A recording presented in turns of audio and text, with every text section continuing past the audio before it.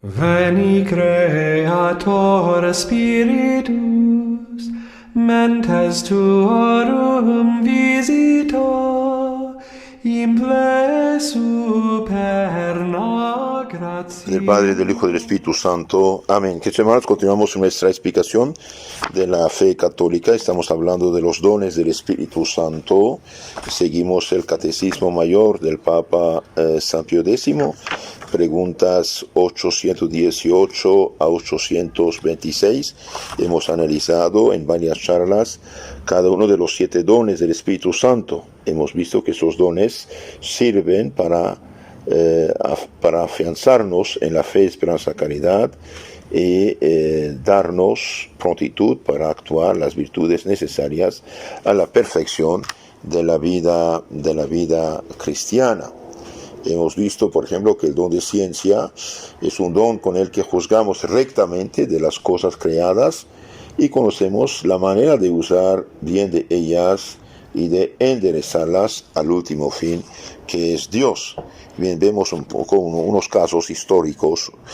El Espíritu Santo nos comunica el don de ciencia. Por ejemplo, la Santísima Virgen apareció al judío comerciante Alfonso Ratisbonne en 1842. La Virgen apareció en Roma, donde este señor entró en una iglesia para visitarla de turista. Mientras iba curioseando por la iglesia, se le apareció de repente la Santísima Virgen, resplandeciente de luz. Ratisbonne era, dijimos, un judío, pero después declaró que en el momento de la aparición de la Madre de Dios se presentaron a su espíritu con tanta claridad las verdades de la religión cristiana que no necesitó instrucción alguna para ampliar sus conocimientos religiosos. Entonces, también una infusión del conocimiento de las verdades de la fe. Y aquí sus palabras textuales: en el momento de aquella aparición tuve una visión completa del conjunto de la verdad católica, a pesar de que hasta entonces no había leído ningún libro católico y todas mis convicciones y sentimientos eran contrarios al cristianismo. Se hizo bautizar al momento y se convirtió en un celoso misionero que durante 42 años trabajó incansablemente por la gloria de Dios. Tan extraordinarias operaciones del Espíritu Santo solo se dan a aquellas personas sobre las cuales tiene el Espíritu, el Señor, algún especial designio, como sobre San Pablo, por ejemplo.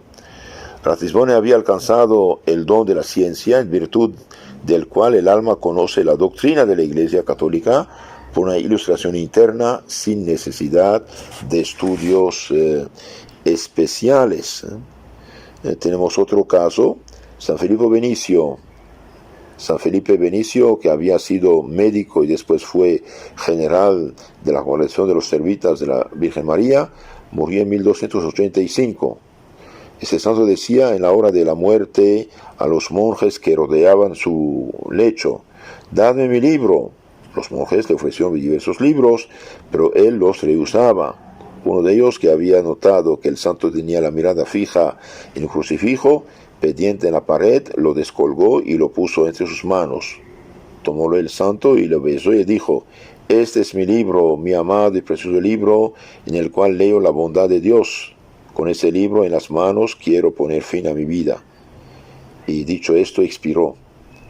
El justo que se esfuerza con la oración y la mortificación en conocer cada vez más a Dios es iluminado por el Señor interiormente, y por esto comprende la doctrina de la religión mucho mejor que los que han estudiado mucho y orado poco.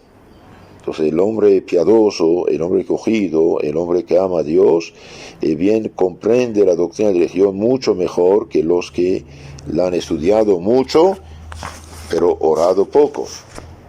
Ese santo había recibido el Espíritu Santo, del Espíritu Santo había recibido el don de la ciencia, el don de la ciencia. Igual pasó con San Buenaventura, fue amigo de Santo Tomás de Aquino.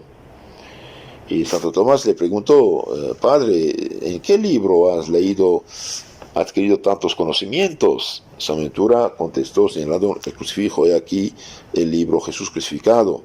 El que trata a menudo con Dios en la oración y meditación es iluminado interiormente por el Espíritu Santo, que le comunica el don de la ciencia. Y ahora sepamos también que el Espíritu Santo nunca impulsa a hacer herejías, cismas, sectas, falsas iglesias. Esto no existe, ¿eh? El Espíritu Santo hace amar la fe cristiana auténtica, que es la católica, y impulsa a luchar contra los errores.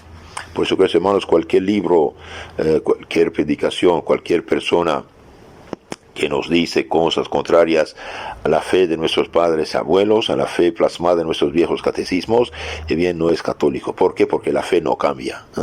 La fe no cambia. Todos los que pretenden cambiar todo en la iglesia en nombre de los cambios, bien, no andan muy mal. La fe no cambia. Nadie puede cambiar la fe. Ninguna autoridad tampoco puede cambiar la fe. ¿Por qué? Porque San Pablo dice: la autoridad que el Señor me ha conferido es para su edificación y no su ruina, su destrucción. 2 Corintios capítulo 13, último, versículo 10. Veamos el Espíritu Santo cómo comunica el don de consejo también. El piadoso monje Notker, que murió en el año 912, inspiraba tal confianza al emperador Carlos el Calvo, que su consejo era frecuentemente solicitado por el soberano. En cierta ocasión, Carlos permaneció 3 días en su convento, lo que hizo que uno de los acompañantes del rey, movido de la envidia, quisiera humillar públicamente al santo monje. Mientras Notker rogaba directamente en la iglesia, se le acercó con aire burlón este hombre vacío y le preguntó: ¿tú que eres tan docto, sabrías decirme lo que está haciendo ahora Dios en el cielo? A lo que contestó el monje sin vacilar un momento: te lo voy a decir enseguida. Está ensalzando a los humildes, confundiendo a los soberbios. Esta contestación provocó la risa de los cortesanos y la vergüenza del orgulloso preguntón, que se retiró al momento. Ni fue este su único castigo, pues aquel mismo día se rompió una pierna cayendo del caballo. El Espíritu Santo pone muchas veces en labios de los justos respuestas sagaces y oportunas. Notker posee el don del consejo, pues en los casos apurados sabía al momento lo que debía hacer según la voluntad de Dios. Entonces el Espíritu Santo sí interviene, queridos hermanos, interviene siempre en las almas de los justos. Tenemos el caso de Santa Juana de Arco, Santo Cura de Ars, que al ser ordenado sacerdote no le habían dado el permiso de confesar porque le faltaba ciencia. Fue el confesor del siglo, confesaba unos 17 horas por día en Ars. También vemos Santo Tomás Moro, cuando condenado a muerte por no haber aceptado el adulterio, divorcio del rey Enrique VIII, fundador de la falsa iglesia de Inglaterra. Bien, su esposa le pidió que renunciara a su propósito para quedar unos años más con ella. El santo replicó que prefiere ir al cielo que pasar unos pocos años con ella y ir al infierno después. Sí, esto pasa cuando uno está realmente lleno del amor de Dios. Y se ve también que una familia de Estados Unidos hizo un anuncio en el periódico buscando una muchacha de servicio, pero que no fuera católica. Y una católica se presentó y le dijeron: ¿pero eres católica? Sí. ¿Y no has leído usted el anuncio? Respondió la muchacha: sí, por cierto, pero he pensado que mi religión no irrogaría a ustedes ningún perjuicio. Lo que importa es que yo sea una fiel y diligente sirvienta. Acépteme algunos días para prueba, y si no están contentos, pueden despedirme. La señora protestante miró a la muchacha, finalmente aceptó.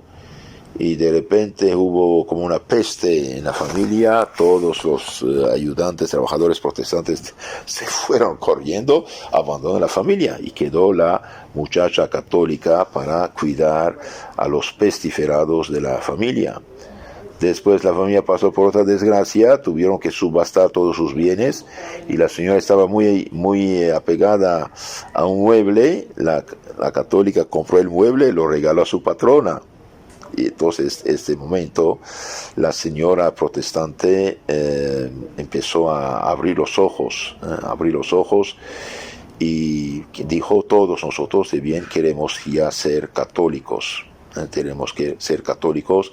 ¿De dónde recibes todo este heroísmo? Bien, de la fe católica. Entonces, evidentemente el Espíritu Santo, que comunica a los hombres el don de la fortaleza, lo comunicó a esta muchacha para ayudar a esa familia y simplemente convertirla. Entonces, un católico debe siempre vivir en estado de gracia y santidad y nunca en pecado mortal.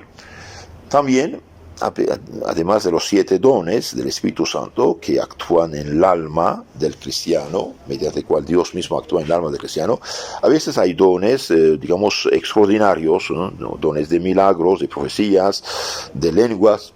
Por ejemplo, San Antonio de Padua, que murió en 1231, fue a Roma hacia 1227, el Papa Gregorio IX le mandó que predicara la cruzada en presencia de él y de los cardenales en la iglesia de San Pedro. Antonio predicó en latín, pero todos los cardenales que le escuchaban, entre los cuales había franceses, españoles, portugueses, alemanes, eslavos, húngaros, le oyeron cada quien en su propia lengua materna, por lo que no podían volver de su asombro. Habíase verificado el mismo milagro que el día de Pentecostés. Este mismo don de lenguas fue dado también por Dios a San Francisco Javier, apóstol de las Indias, que fue el primero a poner los pies en Japón, a San Felipe Benicio en el Concilio de León de 1247, y algunos predicadores de penitencia, como San Juan de Capistrán, San Vicente Ferrer, San Bernardo de Sena y San Francisco de Sales, de Solano. San Francisco de Solano tenían este don. Hoy hay mucha simulación de estos dones extraordinarios en las sectas protestantes. Cuídense, Dios nunca hace un milagro verdadero en una secta, en una persona equivocada. Esto no existe, no es posible, porque Dios es fiel y verdad, no va a poner su autoridad divina al servicio del error y del error. Entonces, cuidado. Hoy el demonio puede también simular estos dones. De hecho, en el capítulo 7 de San Mateo, 7:15 a 23, que dice: muchos me dirán, Señor, en tu nombre profetizamos, lanzamos demonios, hicimos muchos milagros. Y Cristo dice: váyanse, no os conozco, obradores de iniquidad. Entonces, cuidado, sí existen, pero en la iglesia de Dios, en almas santas, y no cualquier pobrecito que se hace pasar por que simula. A veces no hay nada, es simulación, es mentira. A veces es el demonio interviene. Entonces, cuidado en los dos casos, ¿eh? En los dos casos, cuidado. Vemos también que una persona tuvo durante 8 años una melancolía tremenda, una depresión tremenda, y finalmente un sacerdote le animó, diciéndole: como siervo de Dios, yo os ordeno que durante 7 días recéis las litanías del Espíritu Santo, a fin de que el fuego del Divino Espíritu derrita el hielo de vuestro corazón. Desde aquel momento empezó la enferma a ser más habladora y desapareció su depresión. Todo eso son hechos históricos. Los santos, y el Espíritu Santo siempre actuó en la vida de los santos. Nos terminamos estas charlas acerca del Espíritu Santo con unos consejos muy prácticos para saber si estamos bajo influjo del Espíritu Santo o no. Entonces, para saber si estamos bajo influjo del Espíritu Santo o influjo de la carne, San Pablo dice en su carta a los Gálatas, capítulo 5, 22 y 23, dice: los frutos del Espíritu Santo son caridad, gozo, paz, longanimidad, afabilidad, bondad, fe, mansedumbre, templanza. Mientras que los frutos de la carne del hombre pecador, que uno los sienta es normal, pero no debe hacerlos. Los frutos de la carne son manifiestas, a saber, fornicación, impureza, lascivia, idolatría, hechicería, odios, discordias, celos, iras, rencillas, disensiones, divisiones, envidias, homicidios, embriagueces, orgías y otras cosas, de las cuales os provengo, como antes lo hice, que quienes tales cosas hacen, no heredarán el reino de Dios. Los que son de Cristo han crucificado la carne con sus pasiones y concupiscencias. Si vivimos del Espíritu, andemos también según el Espíritu. No seamos codiciosos de la gloria vana, provocándonos y envidiándonos unos a otros. Queridos hermanos, los dones del Espíritu Santo deben ayudarnos a hacer bien lo que tenemos que hacer. Ahora hay unos pecados contra el Espíritu Santo, que son la desesperación de salvarse, la presunción de salvarse sin merecimientos, la impugnación de la verdad conocida, rechazar la verdad y luchar contra la verdad conocida, la envidia o pesar de la gracia ajena, una persona que avanza en santidad, uno es envidioso de ella, la obstinación en los pecados y finalmente la impenitencia final. Estos son pecados contra el Espíritu Santo. También hay pecados que claman al cielo, que Dios castiga en este mundo: homicidios voluntarios, aborto, matar inocentes, pecado impuro contra el orden de la naturaleza, homosexualismo, la opresión del pobre, la defraudación y retención injusta del salario ajeno. Todos son pecados que tenemos que rechazar totalmente de nuestra vida. Y el Espíritu Santo finalmente impulsa a la vida religiosa y a la práctica de los consejos evangélicos, que son la pobreza, la castidad y la obediencia cristiana. Último consejo, ya les dije: nunca jamás dejar que alguien le imponga manos, salvo el sacerdote o el obispo, que es el mayor, nada más, y padre, madre a sus hijos, pero los de fuera no es un juego. El demonio actualmente se hace pasar por el Espíritu Santo en todas estas sectas. Cuidado. Terminamos con la oración del Espíritu Santo. Venid, Espíritu Santo, llenad los corazones vuestros fieles, encended el fuego de vuestro amor. Envía, Señor, tu Espíritu todos ha creado y renovarás la faz de la tierra. Oremos. Oh Dios, que has instruido los corazones de los fieles con la instrucción del Espíritu Santo, concédenos, según el Espíritu, conocer las cosas rectas y gozar sin su consuelo, por Cristo nuestro Señor. Amén. Y terminamos con esta oración a la Virgen también. Bajo tu amparo nos acogemos, Santa Madre de Dios. No deseches nuestras súplicas, ni te olvides de nuestras necesidades. Antes, líbranos siempre de todos los peligros, oh Virgen gloriosa y benedicta. Amén. Que el auxilio divino permanezca siempre con nosotros. Amén. En nombre del Padre, del Hijo y del Espíritu Santo. Amén. Queridos hermanos, harían grande caridad si pueden reenviar estas charlas a sus contactos y decirles que se inscriban a nuestro canal para conocer más y mejor nuestra Santa Fe católica. Que Dios los bendiga, la Virgen llena de gracia y dones del Espíritu Santo los tome bajo su protección. Amén. En nombre del Padre, del Hijo y del Espíritu Santo. Amén. Patris sit gloria, et Filio quia mortuis surrexit ac Paraclito in seculorum saecula. Amen.